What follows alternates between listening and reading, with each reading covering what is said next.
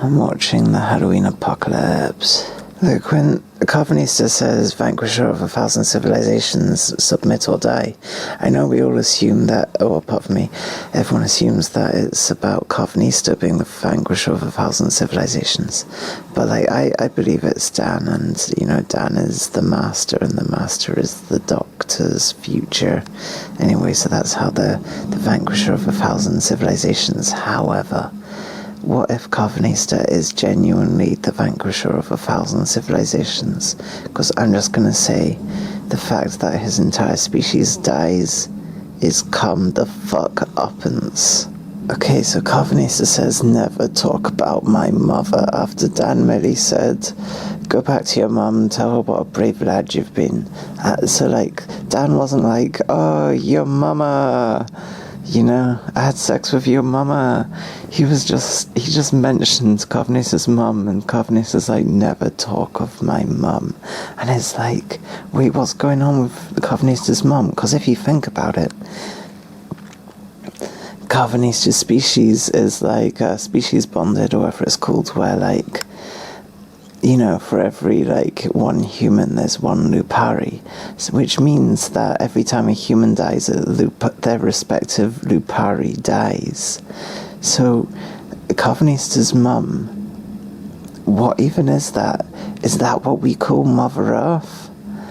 And he finds humans annoying, so Earth is annoying? Or is there some sort of mega mum spewing out new Lupari who are species bonded? I was going to say, this whole species bonded thing, the implication of a mum, is he just sad because he doesn't have a mum? But there's got to be something that births Lupari, and humans are, I don't know, who is his mum? Is it some massive ant queen who's a dog? I don't know. It's entirely possible that the Lupari only Carvanista looks like a dog, and they all just look like different animals on Earth. And oh my god, okay, so each Lupar is your persona. So Dan's persona is Carvanista. My persona might be a rat or a crow. Yeah, just because they're called Lupars, don't think that they're just dogs, they're not. But yeah, what's going on with Carvanista's mum? I feel like there's some messed up time shit going on. Humans, in their desperate bid to survive, created a shadow species locked into their lives and bound to them, Maybe humans have such spark and vitality because we have bonded Lupars. We've bonded the Lupari with us, and it's by siphoning their energy through us that we actually become as powerful as we are, Right, so I always assumed that this guy was Asha's prison warden, but he acts exactly as she does when the alarm goes off. He's like, what do we do? And they seem to be on exactly the same page, apart from she's just got a bit more anger that comes out about it, and it's like, I don't think he is the prison warden. I think he's also trapped there. The Time Lords have trapped this person, it's not inconceivable that this person is Omega, and Swarm just turns up and annihilates Omega. I mean, Omega, that would be quite a twist, but it could be any Time Lord's prisoner,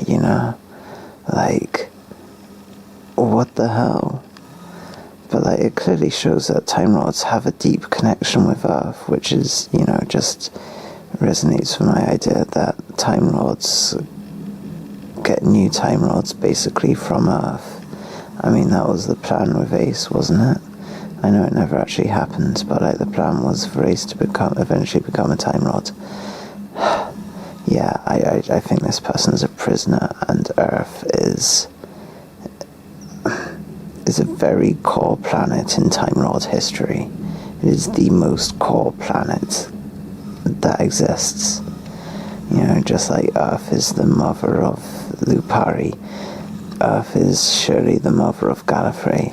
And if that's the case, then the fact that Lupari exists to defend Earth must have been a time experiment, which is why there's one Lupari for every human.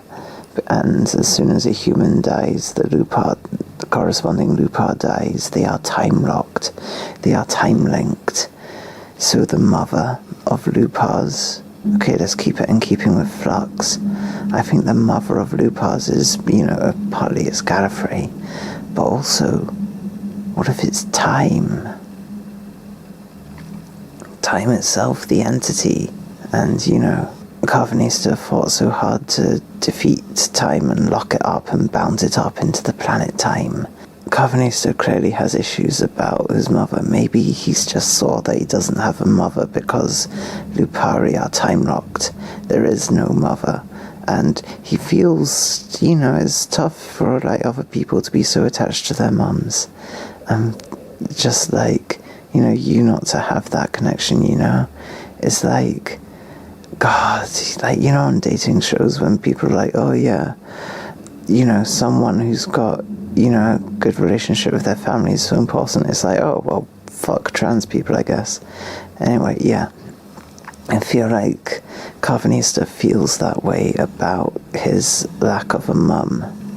Angsty because everyone else is so happy about their mums. I mean, not everyone else, but, so much of Earth media is like, oh, Aunt Mum's great and important and stuff. God damn it. Yeah, he is bitter. He is raw. He is hurting. He's locked into the same life as Dan. I think the fact that Carvanista has lived so long is because Dan is the master who is the Doctor's future. Carvanista is in such an important position in the Lupari because they are basically one of the oldest, possibly the oldest Lupari ever.